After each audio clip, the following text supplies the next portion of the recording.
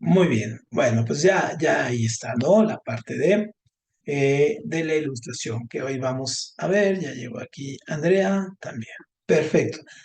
Muy bien, pues hoy vamos a empezar ya un tema un poco más cercano. Digamos que estas partes ya nos van siendo un poquito más familiares, digamos, porque las vemos más, ¿no? Son como cosas que hemos visto más en la escuela, las tenemos más presentes, entonces ahí está. Entonces, si me veo rojo es porque hay poca luz, entonces ahorita ya me apago. Pero obviamente estos temas de la ilustración, independencia norteamericana, Revolución Francesa, Revolución Industrial, pues son temas que también ustedes ya han ido viendo y quizá a algunos se les complica, pero lo que vamos a tratar de hacer es ver cómo están tan relacionados estos eventos que finalmente facilitan muchísimo más su comprensión. Es decir, no son hechos aislados, están muy cercanos y uno va siendo como consecuencia del otro. Eso lo hace muchísimo más interesante el proceso, ¿no? Muy bien, entonces aquí voy a apagarle aquí la cámara porque vi que luego se queda, cuando se graba, me quedó grabado, se quedan todas las pantallitas. Entonces, así ya no se ve nada y se ve mejor la presentación.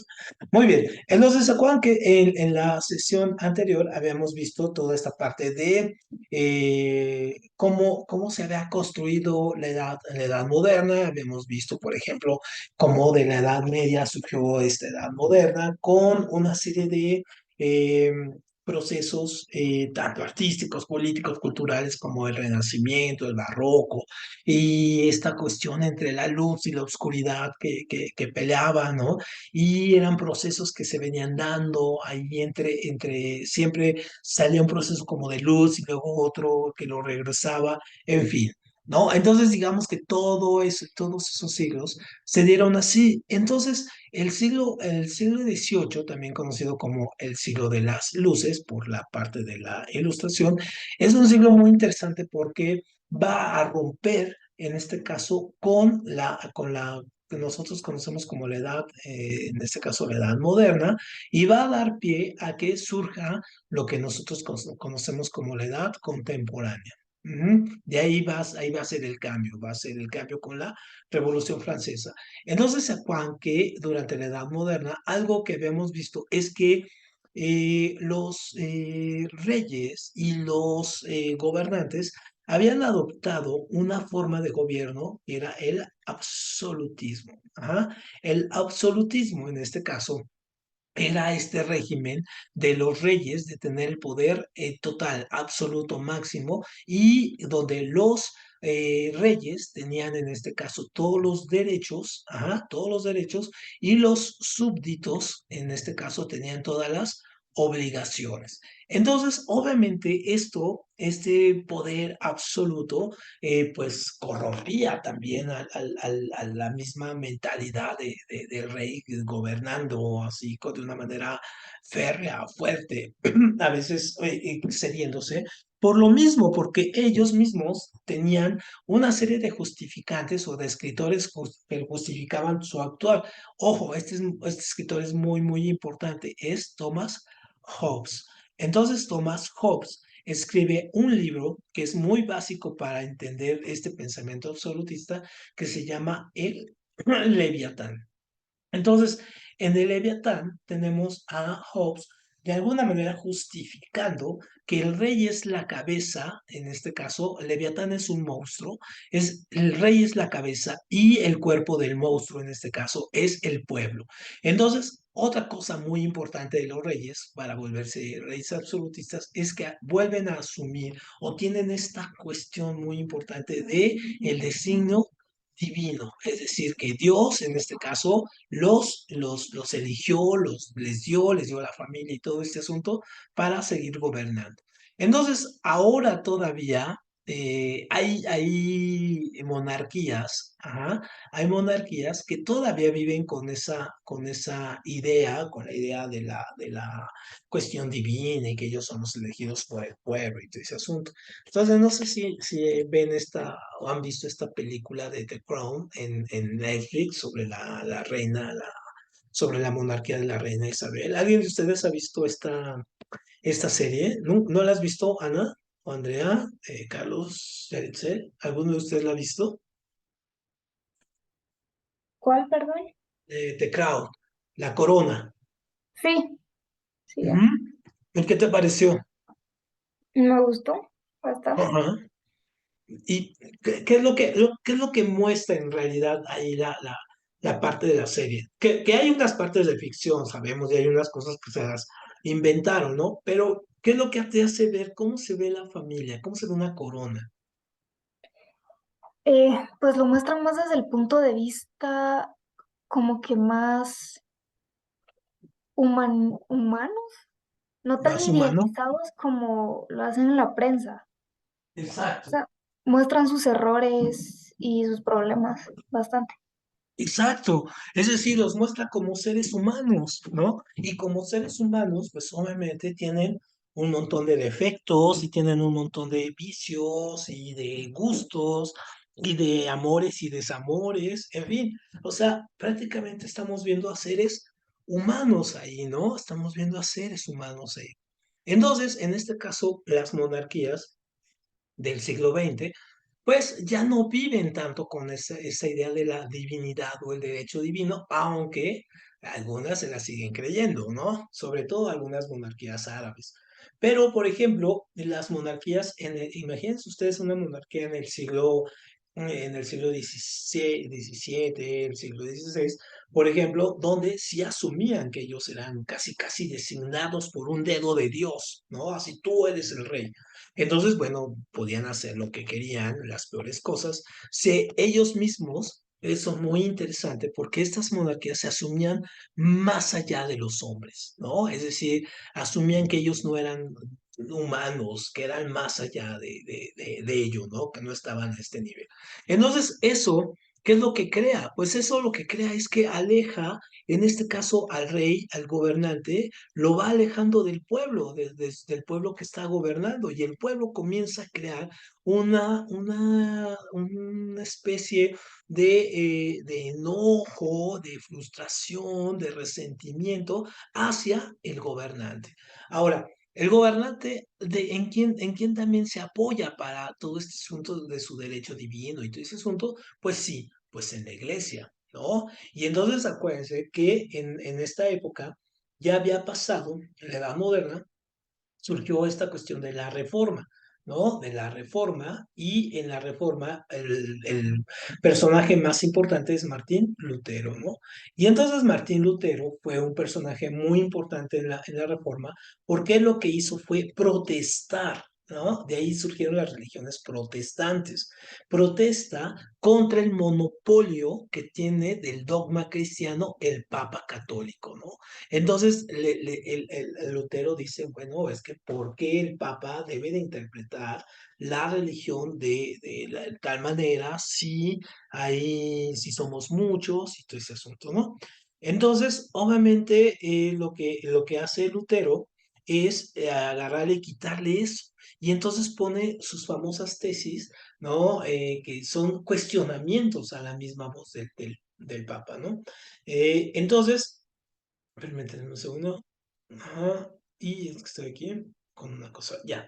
Entonces, lo que hace Lutero es dividir a la iglesia entre los católicos, ajá, católicos, romanos, ajá, romanos, apostólicos, ujú, que son obviamente la religión mayoritaria, por ejemplo, aquí en México, y por otro lado, las religiones protestantes. Y de las religiones protestantes hay muchas que han surgido, que son los cristianos, en este caso, benetistas, benedictos, ¿no?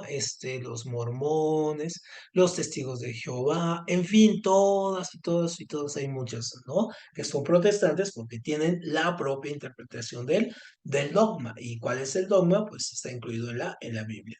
Entonces, obviamente, por eso Lutero va a ser muy importante en esta forma de cuestionar también al poder, y por eso la Iglesia Católica, si ya le pasó esto, no quiere que le vuelva a pasar ello. Entonces, hay una cuestión súper interesante, y creo que lo habíamos comentado alguna vez, en la forma en que, por ejemplo, nosotros vemos esta diferencia que se da con la reforma. Ajá. Vemos esta diferencia que se ve en la reforma en América, ajá, en la formación de América. Entonces, por ejemplo, aquí tenemos Norteamérica y acá tenemos Centroamérica y Sudamérica. Entonces, ¿cuál es la diferencia entre estas dos? La diferencia es cuando lo vemos, y Norteamérica tomando en cuenta Estados Unidos y Canadá, ¿eh? Aquí, estos dos. Entonces, cuando nosotros miramos hacia las diferencias sociales, políticas y culturales entre estas naciones de Norteamérica, es decir, Estados Unidos y Canadá, y México, Centroamérica y Sudamérica, nos damos cuenta que tenemos nuestras diferencias son, sí, evidentemente culturales, pero también económicas, son muy fuertes. Simplemente decir que Estados Unidos pues, casi siempre ha sido la primera potencia mundial, hoy es la segunda potencia mundial después de China, pero la diferencia es muy grande. ¿Por qué esa diferencia? Básicamente por esto, tiene que ver con esto. Entonces, aquí los ingleses incluso van a formar su propia iglesia, que es la iglesia anglicana, se llama, ¿no?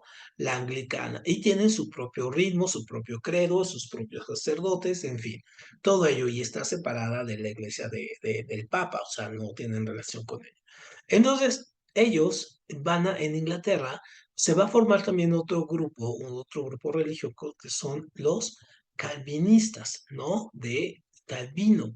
Entonces, Calvino, ajá, que es otro como Martín Lutero, pero muy rudo, este quiere llevar el dogma, ajá, el dogma, llevarlo así a unos niveles muy, muy, muy absolutos, ¿no? Muy, muy puros, ¿no? De la religión.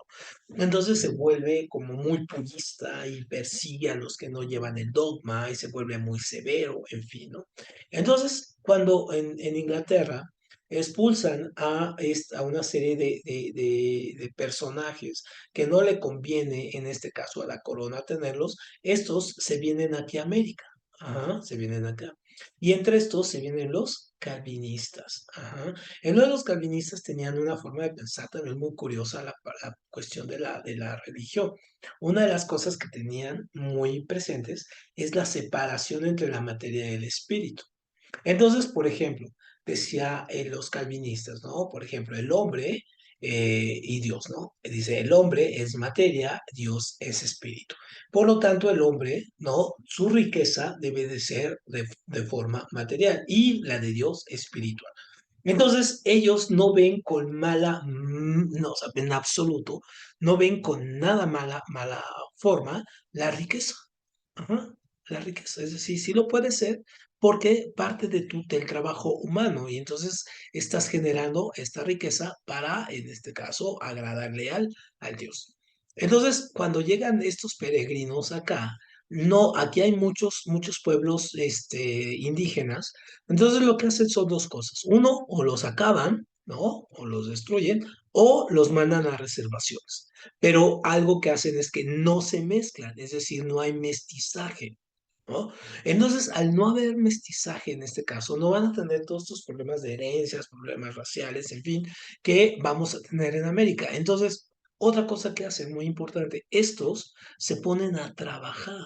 Ajá, empiezan a construir, hacen sus bases, hacen sus cosas, ellos se ponen a trabajar. No utilizan el trabajo indígena, no, los mandan a reservaciones o los aniquilan. Entonces ahí está.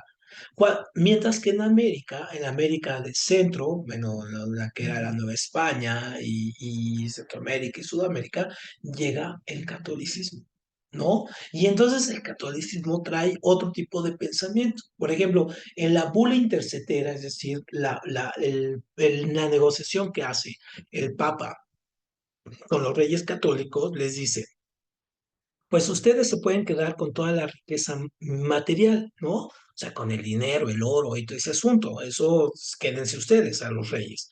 Y dice el Papa, yo lo único que quiero es el espíritu, ¿no? El espíritu de la gente. ¿Y qué significa tener el espíritu de la gente? Es el proceso que nosotros conocemos como evangelización. Es decir, que la Iglesia Católica, ¿no? Va a convertir a toda la población indígena de América, la va a convertir al catolicismo. ¿no? Y entonces dice, es un pensamiento muy, muy importante en este caso del Papa, porque dice, el Papa muere, los papas mueren, pero el papado sobrevive. Entonces es igual la iglesia, o sea, se mueren las personas, pero no la iglesia sigue.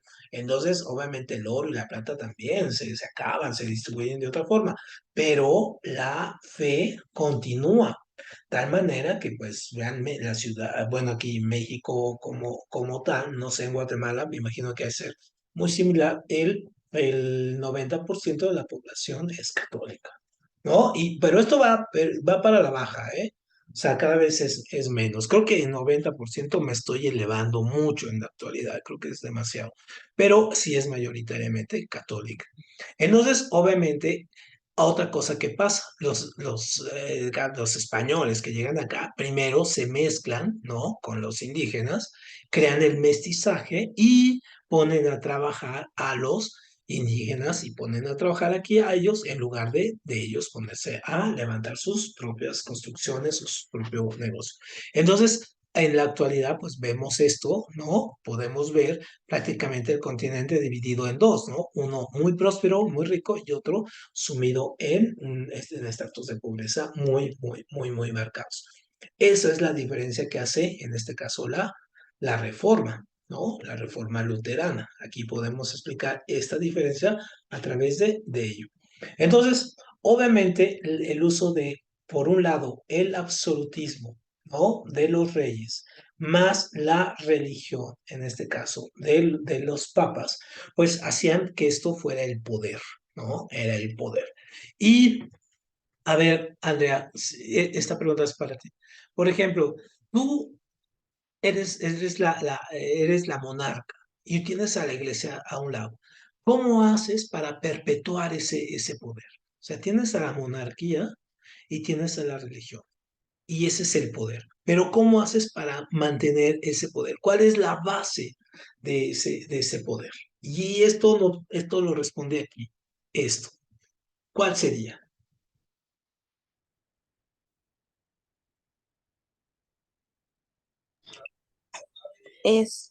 Pues no sé, sería como tener o sea, como un acuerdo de la administración del poder o algo así. Más o menos, sí, sí, sí, por ahí le pueden ayudar. ¿Cuál sería?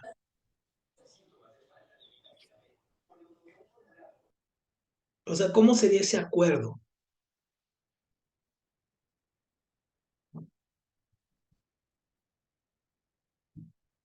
¿No? Básico. Vean, la iglesia, ¿en qué basa su gran poder y la monarquía?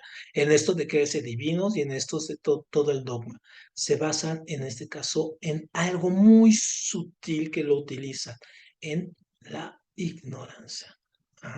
En la ignorancia del pueblo. Entonces, mantienes todo ignorante al pueblo, en este caso, lo llenas de mitos, lo llenas de supersticiones y le generas miedo. ¿Ah? Entonces tienes por un lado un pueblo con un gran nivel de ignorancia, es decir, no saben leer, no saben escribir, les llenas de mitos y supersticiones y los llenas de miedo.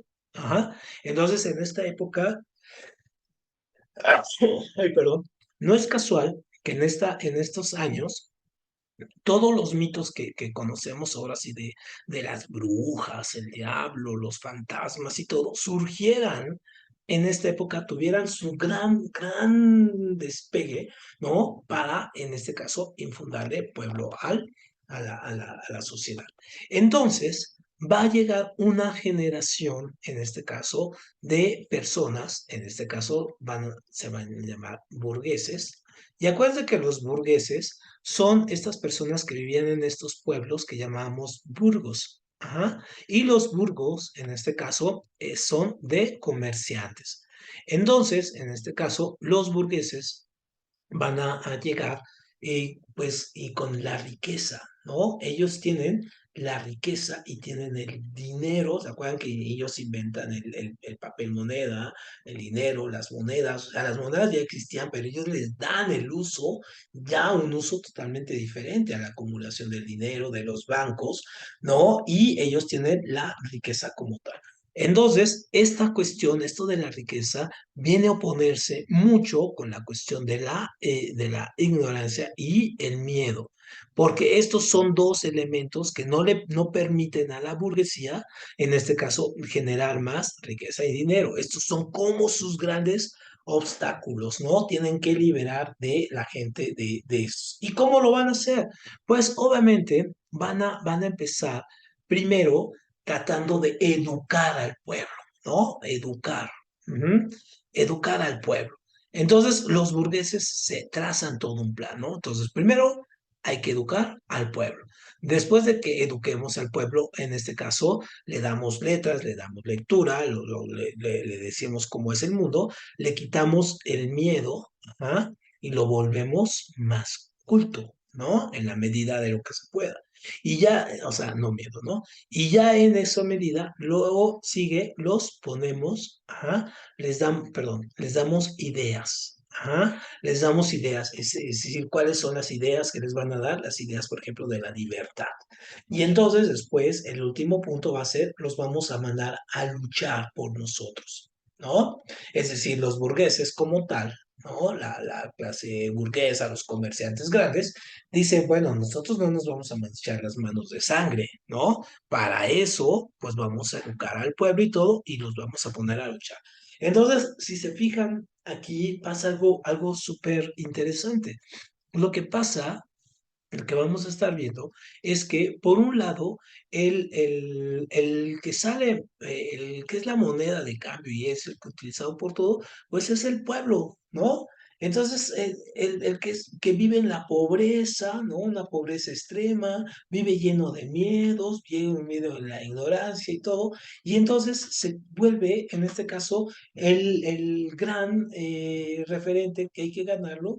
Por un lado, la iglesia se lo quiere ganar, los monarcas se lo quieren ganar, pero también los burgueses se lo quieren ganar, ¿no? Es decir, los tres se pelean finalmente al pueblo. Y entonces, para ello, tienen que generar las ideas. Y entonces es cuando surge este movimiento que nosotros conocemos como la ilustración. Y entonces este movimiento de la ilustración va a surgir en Francia, en este caso, pero no se limita a Francia, sino que va a recorrer Europa y va a llegar también a América, ¿no? Y la ilustración, como el nombre lo dice aquí, es iluminar, ajá, iluminar al pueblo, ujú, iluminarlo de qué, de conocimiento. Ajá. Entonces, por un lado, esto de iluminar de conocimiento, llevar de conocimiento, hace que los ilustrados, en este caso, se vuelvan ejes principales del conocimiento. Entonces, no existían bibliotecas, bueno, no existían las bibliotecas como las conocemos hoy, pero no tenían acceso al pueblo a ellas, ellos van a generarlas, van a las obras de teatro, la pintura, las obras de teatro, la música, la literatura, todo esto se va a vaciar, a volverse didáctica, ¿no? Es decir, el arte, ¿no? El arte como tal va a convertirse en un elemento didáctico, va a tener ese potencial didáctico ahí, súper interesante. Entonces, vamos a tener una clase que va a intentar, en este caso, tomar el poder a través del conocimiento. Y esto nunca había sucedido, ¿no? Esto es lo más importante, esto nunca había sucedido. ¿Cómo habían obtenido el poder antes los reyes y todo ese asunto? Pues a través de la guerra, ¿no? Pero de la guerra y del uso, ajá, y del uso pues de este pueblo que decimos, del uso del pueblo, de mandarle y necesitarlo y decirle, bueno, te vas a la guerra a defenderme, ¿no? Como el uso del feudalismo, eso era, ¿no? Entonces, obviamente, esto, aquí les vamos a ver esto, déjenme guardar aquí, vamos a ver que los ejes principales del movimiento ilustrado, y te lo vamos a ver con más detalle, van a ser dos. Por un lado, el uso de la razón, ¿no? Entonces esto se llama racionalismo. Ojo porque esta es pregunta clave de examen, esta casi siempre viene. Entonces, racionalismo, el uso de la razón. Y por otro lado, la idea de la libertad, ¿no? La libertad, eso se va a conocer como liberalismo. Entonces, estos son los dos ejes transversales de la Ilustración. Por un lado, el racionalismo y por otro lado, el liberalismo. El liberalismo, tomando en cuenta no nada más la libertad de las, de la gente, o sea, la libertad social, sino también la libertad económica, la libertad de prensa, ¿no? La libertad de religión o de culto, ¿no? De circulación, en fin, todas las libertades posibles. Y aquí en La Razón todo el conocimiento, ajá, todo el conocimiento que se va a vaciar en la ciencia como tal, ¿no? Y van a surgir nuevas disciplinas como la física, la química, la biología, las matemáticas, que son, no es una ciencia, sino es una disciplina, van a tomar nuevos campos teóricos, ¿no? La astronomía va a dejar atrás la astrología, ¿no? Esta cuestión de los signos, en fin, la ciencia como tal tiene un gran avance y sobre todo la influencia, ojo que esta es otra pregunta de examen, la influencia de la ilustración va a ser tan fuerte que va a dar pie a que sus ideas generen la independencia de los Estados Unidos, la Revolución Francesa y genere todo el movimiento de independencia en Hispanoamérica, de independencia de México, de Guatemala, de España, de Argentina, de Chile, del Perú, en fin, son los tres grandes, en este caso, momentos que alcanza este proceso de la ilustración. Muy bien, ¿alguien tiene alguna duda con lo que es la ilustración? ¿Alguien ha visto esta película y si no, creo que está en Netflix también, que se llama Los Miserables? ¿Alguien la ha visto, la de Los Miserables? Andrea, ¿nunca la has visto esta? No, o sea, la verdad sí me suena, pero no, nunca la he visto. Ajá, muy bien. Traten de verla, es súper interesante porque tiene muchas de las, muchas escenitas que vamos a estar viendo aquí como forma de GIF, ¿no? Surgen de esa obra de Víctor Hugo. Pero la mayoría de ustedes, por ejemplo, sí vio estas películas, incluso la de Disney, esta del Jorobado de Notre Dame, ¿no? Sí la llegaron a ver esta. No importa que haya sido en caricatura, pero sí la llegaron a ver esta, la última. ¿De Aritzel, si la llegaste a ver esa?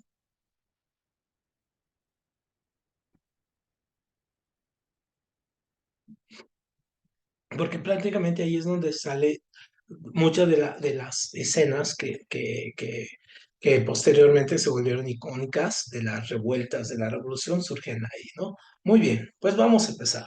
Entonces, ya habíamos dicho, ¿no? Aquí esto, ajá, que finalmente la ilustración pues, es este movimiento intelectual del siglo XVIII, ¿no? Que trata de ilustrar aquí a la sociedad mediante la ilusión de la técnica, artes y el pensamiento, ¿no? Entonces ya lo hemos visto. Ahora, ¿cuáles son los puntos clave aquí de esto? Aquí vemos a un Benjamin Franklin ahí muy acá, ¿no?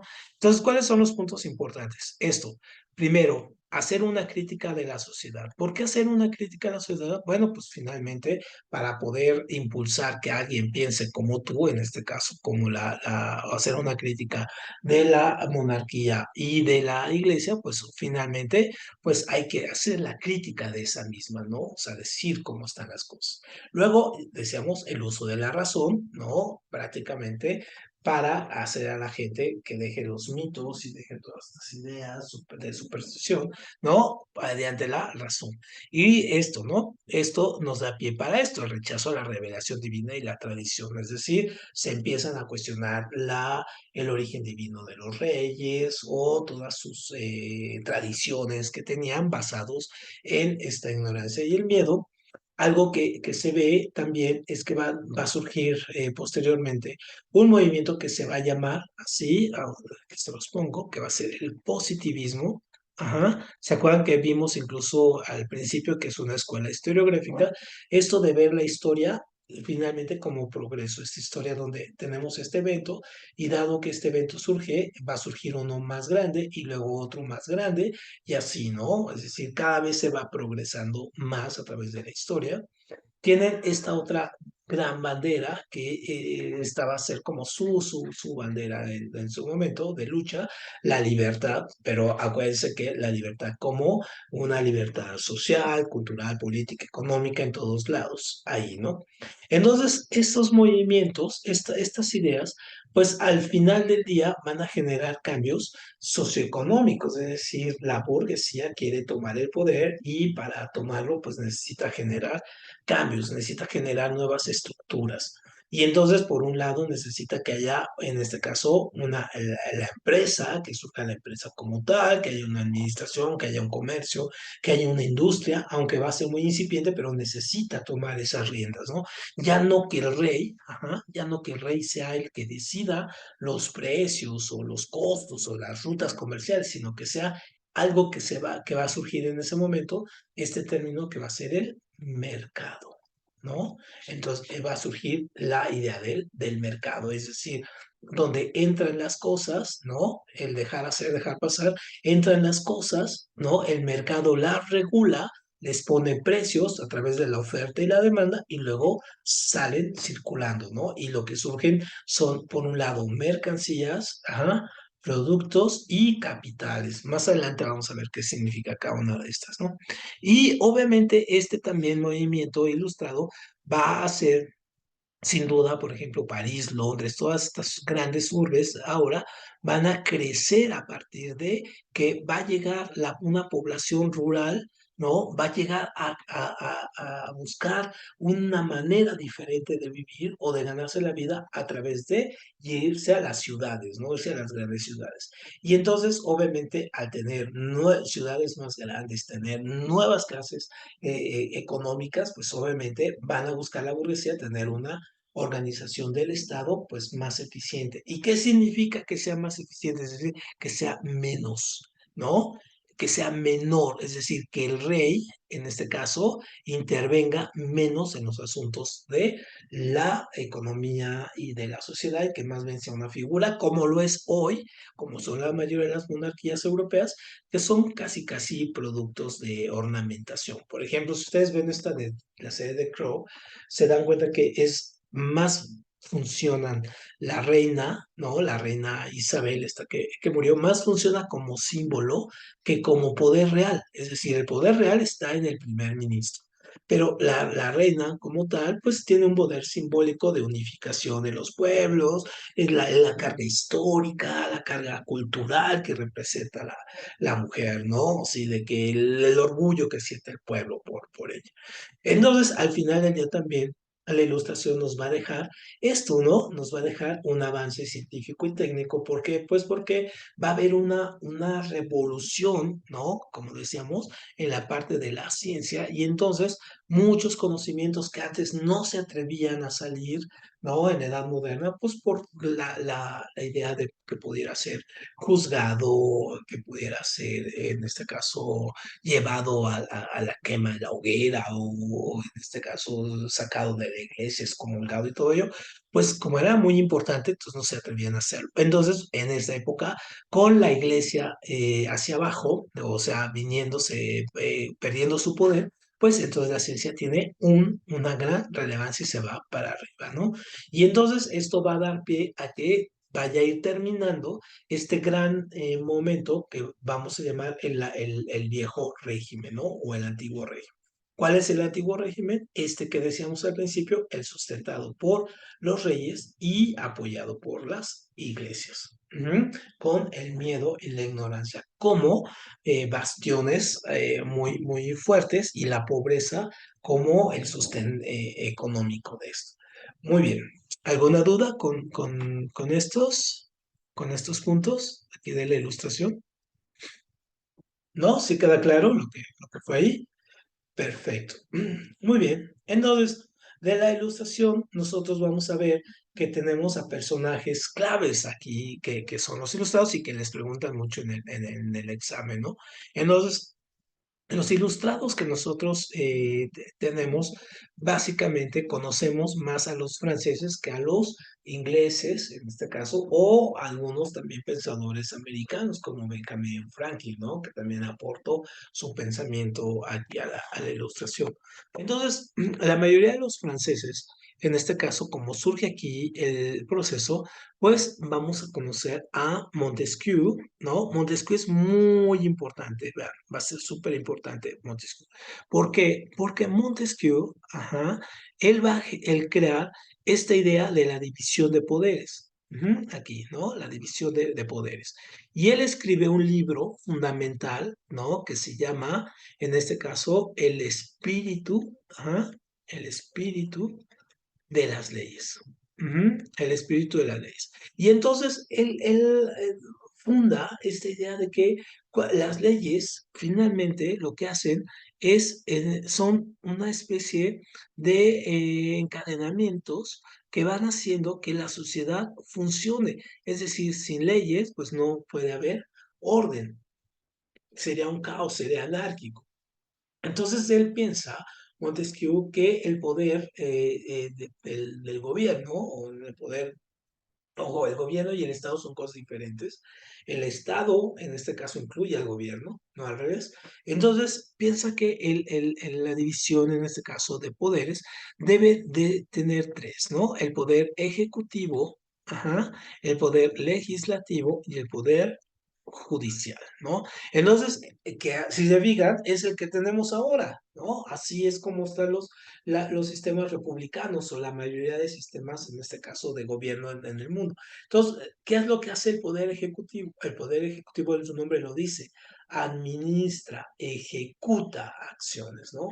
Y en este caso, si es un régimen presidencial o una república, pues tenemos a un presidente, ¿no? Entonces, imagínense, estos hablando de un presidente o de una figura que represente este poder en lugar de un rey, pues sí, ya era muy avanzado, era muy, muy, muy avanzado. Y luego, esto es por esta parte aquí, déjenme borrarle este. Permítame, aquí. Ahora, luego sigue Voltaire. Voltaire lo conocemos mucho Voltaire por una frase que él no dijo, ¿no? Pero que básicamente nos ayuda también a entender un poco el pensamiento de la época, el pensamiento así como de vamos a todos ser, a luchar y ser todos en este caso cuates. Entonces, a Voltaire se le conoce una frase que dice, eh, no puedo estar no estoy de acuerdo contigo en tus puntos de vista, pero defenderé tus ideas con mi vida, ¿no? Entonces, no es una frase de él, les digo, pero se le atribuye a él en consecuencia como el pensamiento de la tolerancia, de que no todo se puede resolver a golpes y todo, también utilizando la razón, ¿no? Si no estoy de acuerdo con tus ideas, pero permito, no las censuro, no las acabo, sino dejo que circulen tus ideas, ¿no? En este caso, igual que las mías. Entonces, él es así como él se le atribuye ser este ideólogo, esta cuestión de la libertad, ¿no? De la política y de la tolerancia hacia la religión, aunque procesa de que la religión católica, pues si bien no tiene mucho poder, pues tampoco se le puede destruir, ¿no? O sea, tampoco sea cuestión de destruirla. Aunque hay algunos que sí, dentro de la ilustración, sí la quieren destruir, ¿no? Incluso crean una nueva religión que se llama deísta, donde el dios principal es la naturaleza, ¿no? O sea, no hay un dios así como Jehová o Cristo, no, no, no, es la naturaleza. Entonces él está un poco ahí como en contra y dice, bueno, hay que ser tolerantes, existen estos, pero podemos también existir todos, ¿no? Y Rousseau, este es quizá el más importante, Entonces a Rousseau en este caso se piensa que es un precursor de la democracia por lo siguiente, él escribe un libro muy, muy, muy importante hasta la fecha que se llama El contrato social. El contrato social. Y también tiene libros, por ejemplo, que escribió para los educadores, para maestros y todo ese asunto, uno que se llama Cándido, sobre cómo se debería de educar a los alumnos, ¿no? En este caso, que es un libro que se debería de volver a leer otra vez, ¿no? Pero entonces, el contrato social está basado un poco también en las ideas de Montesquieu. Entonces, ¿qué sería un contrato social? Dice, existe la sociedad, la sociedad y el gobernante deben de, en este caso, hacer un contrato, deben firmar un contrato donde estipulen el tipo de leyes en el cual se van a basar. Es decir, un contrato, ¿no? Con base en leyes. ¿Cuál es ese contrato al final del día? Pues van a ser las constituciones, ¿no? Las constituciones, las leyes y los reglamentos. Entonces, Rousseau, tiene tres ideas que en ese momento parecían como extremadamente revolucionarias. O sea, digamos que eran ideas bastante complejas para el momento en el que vivía. Uno, ¿no? Decía que todos los hombres, todos los hombres nacen libres e iguales, ¿no? O sea, imagínense decir esto en una época donde está la corona, ¿no? Donde están los reyes y todo así, todos son libres e iguales.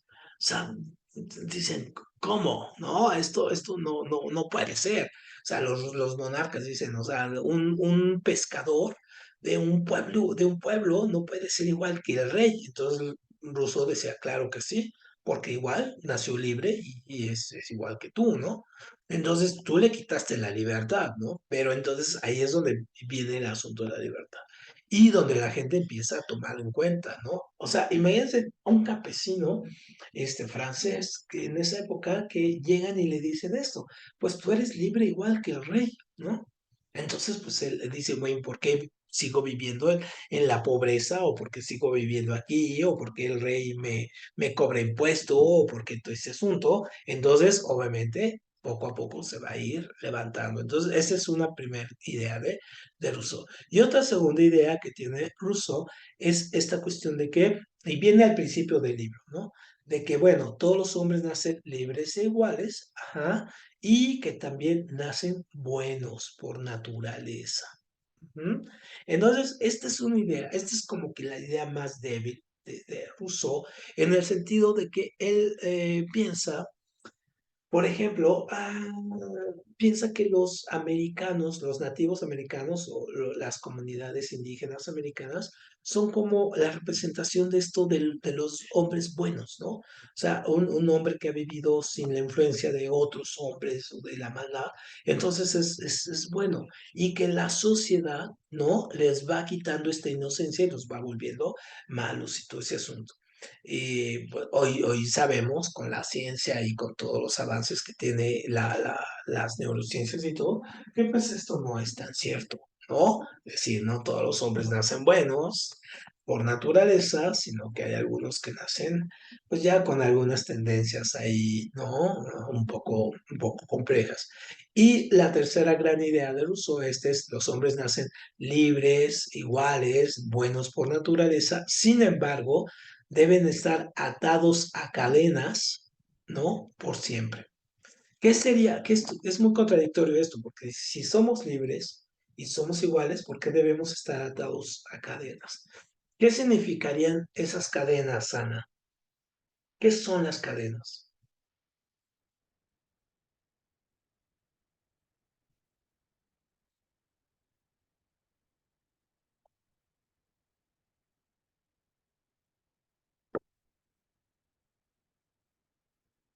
¿No, Andrea? ¿Carlos? Yo creo que sería como pues la monarquía, o sea, el gobierno que al final dices, bueno, sí nace como un individuo libre, pero al final va a tener que seguir las órdenes de alguien más. Ajá, y esas órdenes, en este caso, ¿en dónde estarían enmarcadas para que fueran órdenes que no dañaran a la gente, más bien que fueran órdenes, pero para beneficio de todos? Pues ahí sí sería pues las constituciones, ¿no? Porque al final se Sí. establece pues algo que nos beneficia a todos. Ajá, exactamente. Eso es lo que nosotros llamamos las leyes. Ajá. Entonces, las leyes finalmente son las cadenas a las cuales estamos atados para que, digamos, no se vuelva un caos. Si no hubiera leyes, por ejemplo, la sociedad pues, se vendría para abajo, ¿no? Si no hay leyes, reglamentos, constituciones, pues entonces la sociedad no tendría una base, ¿no? No tendría cómo sobrevivir. todo el mundo haría lo que se le diera la gana. Y entonces aquí viene otro concepto también súper importante, el concepto de libertad. Digamos, Carlos, para ti la libertad, ¿qué significa? ¿Significa que puedes hacer todo lo que se te venga en gana?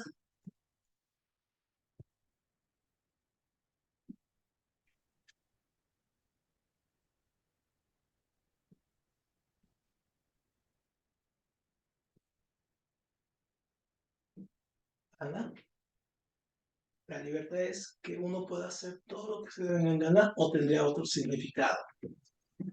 Pues según yo, sí puedes Ajá, hacer todo lo que te dé la gana, pero pues la sociedad te pone reglas, por así decirlo. ahí está, claro. Claro, entonces, si la sociedad te pone reglas, entonces ya no puedes hacer todo lo que se te da la gana, porque entonces, cuando afectas un tercero, entonces ya está, ya se acaba tu libertad, ¿no? Entonces, Rousseau pone ese énfasis. Dice, finalmente la libertad, ¿no? La libertad está acotada. Ajá. Está acotada a qué? A la sociedad. Ujú. O sea, yo no puedo salir a la calle a hacer cualquier cosa porque rompería el contrato social, ¿no? Entonces, el contrato social está basado en estas leyes, ¿no? Que regulan mi libertad. Si yo rompo, en este caso, rompo la ley, ¿cuál es el castigo? Pues pierdo mi libertad, ¿no? Me meten a la cárcel, en fin. Entonces, esas son las ideas de estos tres, ¿no? De Montesquieu, Voltaire, Rousseau, estas. Toda la cuestión de las leyes, de reglamentar y dividir el poder. Y luego en este caso, los que habíamos dicho, los británicos, tenemos básicamente dos, que son en este caso Hobbes, que ya habíamos visto que él apoyó la monarquía absoluta, y el otro que es John Locke, ¿no? Que él opinaba, bueno, no hay que dividir en este caso el poder aquí, pero sí hay que ponerle límites a la monarquía. Digamos que los británicos son más temerosos, ¿no? Son así como más, es que a lo mejor provocamos un problema, entonces pues quedémonos aquí con esto, ¿no? Estos van a ser los que van a ir ganando y y al final del día van a tener un poco perdida la batalla, aunque este después va a retomar esto, ¿no? Vamos a retomar. Y luego de aquí, ojo, porque esto también es pregunta de examen. Los economistas, en este caso de la Ilustración, tuvimos dos grandes momentos. Uno, con un grupo de pensadores, de economistas, que pensaban en el origen de la riqueza. Entonces, hay muchas teorías acerca del origen de la riqueza. Una de ellas es la de los fisiócratas, ¿no? Que ellos piensan que la riqueza proviene del trabajo en la tierra. Es decir, hacer que la tierra trabaje, producirla, la agricultura y todo ese asunto, sin la intervención del Estado, ¿no? Sin que el Estado intervenga cobrando impuestos y todo ese asunto. Ellos pensaban que eso generaba la riqueza. Después, Adam Smith, ¿no? Va a venir, este es muy importante, porque este es el pensador, este es el creador de lo que llamamos liberalismo, ajá, liberalismo económico. Ajá, entonces el liberalismo económico de Adam Smith, él va a decir, bueno, ok, entonces la riqueza se genera a partir del trabajo, ¿no? De aquí, del trabajo como fuente principal de riqueza, ¿no? Entonces el trabajo, ajá, va a generar, en este caso, mercancías, productos y circulación de los mismos. Y por lo tanto, va a haber en este caso capital y va a haber dinero y que a su vez luego se van a convertir aquí también en mercancía y todo ese asunto. Entonces, con esto se va a crear lo que vamos a conocer como la ley de la oferta y la demanda a través de Tiene un libro muy interesante a Adam Smith que se llama sobre el origen el origen de la riqueza, donde habla precisamente esto de su teoría, es decir, que el mercado, ajá, el mercado es el que regula tanto la oferta es lo que yo doy, ¿no? Y la demanda es lo que yo exijo. Entonces, por ejemplo, si yo creo lápices, ¿no? Los estoy ofertando y veo si hay demanda de lápices o no. Entonces, es lo que yo estoy agarrando. ¿no? Entonces, prácticamente esa es la parte que genera aquí Adam Smith con el liberalismo económico. Hoy conocemos también este término, también tiene otro nombre que se llama neoliberalismo, ¿no? Y también por ahí es una forma, digamos, un poco complicada también de llamarle a las ideas renovadas de Adam Smith, ¿no? Muy bien. Bueno, entonces si quieren nos quedamos hoy con eso para no quedarnos cortos aquí con la parte de independencia de Estados Unidos y Revolución Francesa de estos dos, que son los que ocupan mayormente la parte de este movimiento, pero ya quedó muy claro lo que es la ilustración, cuáles son sus fundamentos, y ya lo demás viene la parte, digamos, los hechos van dándose más rápidos, ya no es tanto ese fundamento teórico. Muy bien, pues con esto terminamos y pues nos vemos el próximo martes, otra vez a las 6. Tengan buen fin de semana, les envío el video al ratito y algunos ejercicios para hacer en la semana de tarea. Nos vemos el próximo martes. Tengan un fin de semana. Gracias. Oye, profe. Dime, bye bye. Gracias, feliz tarde. Igual para ti. Bye bye.